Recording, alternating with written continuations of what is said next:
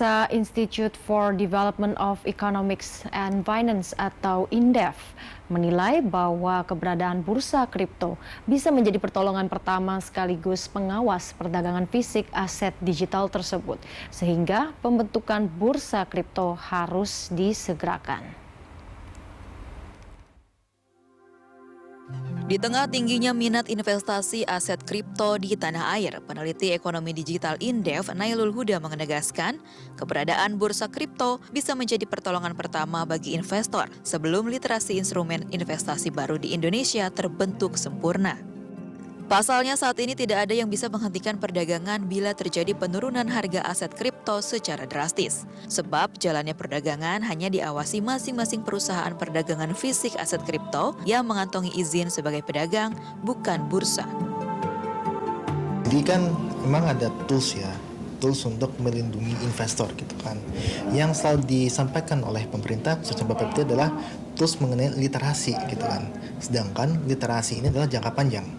Kita nggak bisa meningkatkan literasi setahun, 2 tahun, 3 tahun, bahkan literasi itu kalau bisa kita tingkatkan ke titik yang optimal itu kan butuh waktu 10 tahun gitu kan, bahkan lebih gitu. Nah makanya ada tools lainnya gitu. Salah satu adalah bursa aset kripto, di mana ketika ada bursa aset kripto itu memberikan rasa aman pasti bagi investor. Kedua, ketika ada masalah mengenai aset kripto itu sudah pasti ada tools lagi di bursa itu untuk melindungi investornya, seperti auto reject bawah yang kalau kita lihat di pasar saham gitu kan. Ya bisa dibilang harusnya ada otoritas lah. Bursa ini menurut saya itu langkah terbaik lah bagi pemerintah untuk melindungi investor, dan itu jangka pendeknya bagus.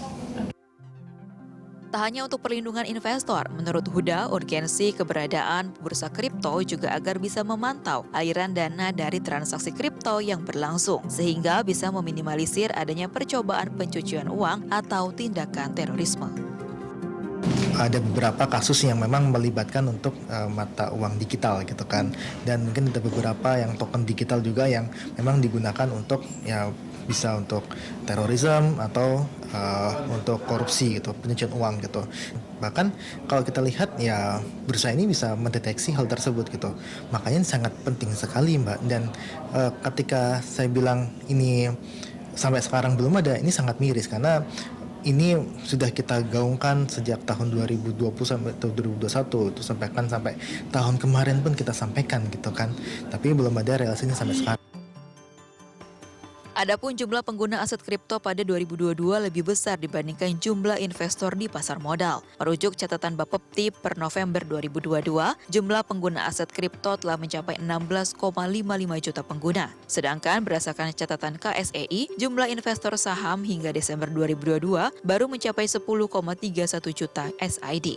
Sasya Senurita, Riki Harahap, Jakarta.